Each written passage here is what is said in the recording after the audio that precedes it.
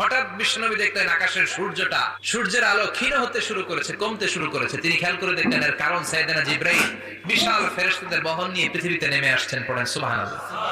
এসে বললেন, ইয়া রাসূলুল্লাহ, আমি 1,40,000 ফেরেশতা নিয়ে নেমে এসেছি। আপনি কি জানেন না, ঠিক একটু আগে মদিনাতে আপনার এক প্রিয় সাহাবা, তার নাম হচ্ছে মুআবিয়া ইবনে মুআবিয়া আল মুজানি, একটু আগে শেষ নিঃশ্বাস ত্যাগ করেছে। বিশ্বনবী তো অবাক, ঘটনা কি? কোন সাহাবীর গায়বানা জানা যায় তো ফেরেশতা নামে না আকাশের উপর থেকে? বিশ্বনবী জিজ্ঞেস করলেন, জিবরাইল, কোন সাহাবীর গায়বানা জানা যায় তোমরা আকাশ থেকে এত ফেরেশতার বহর নিয়ে নামাই? কি এমন আমল করেছে আমার মুআবিয়া? কি এমন ভালো গুণ ছিল, ভালো আমল ছিল, যার কারণে আরশের উপরে তার এত সম্মান?